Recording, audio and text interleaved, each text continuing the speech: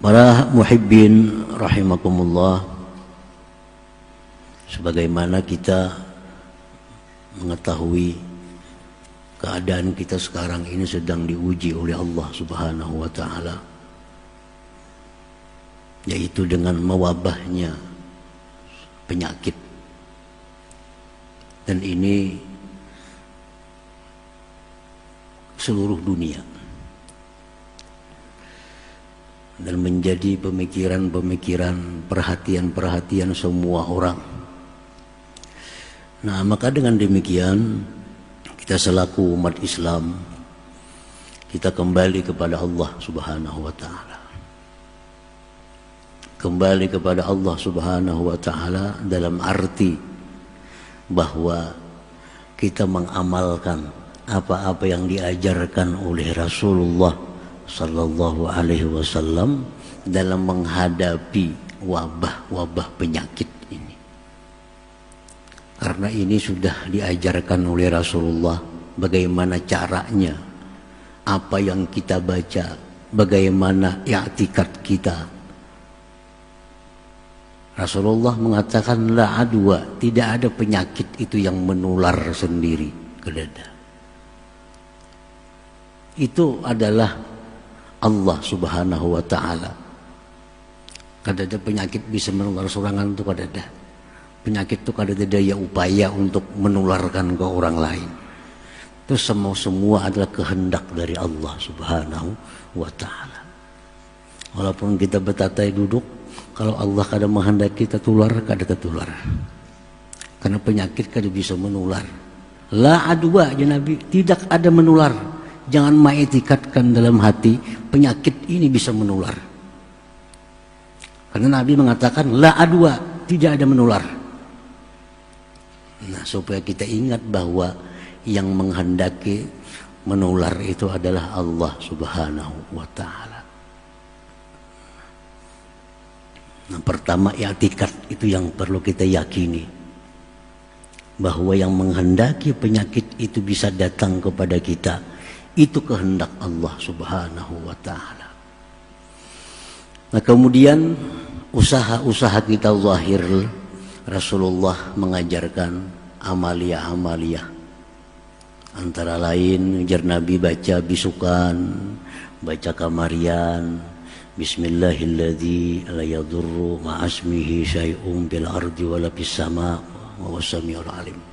Di Ratibul Haddad ada, di Ratibul Atas ada itu.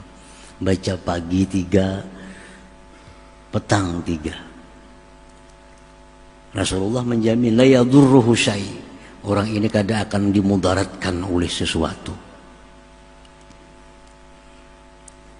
Nah, termasuk lagi ada arahan Rasulullah baca Bismillahirrahmanirrahim, wala haula wala quwwata illa billahil aliyyil azim. Boleh 3 kali, baik lagi 10 kali pagi dan petang. Bismillahirrahmanirrahim, wala haula wala quwwata illa billahil aliyyil azim. Nah, jadi itulah ajaran agama kita. I'tikadkan bahwa tidak ada penyakit yang menular. Kalaupun karena sakit, itu memang kehendak Allah. 2, baca amalia-amalia yang disuruh Rasulullah. Nah, itu anjuran. Dan kita jangan lupa pula ada syariat.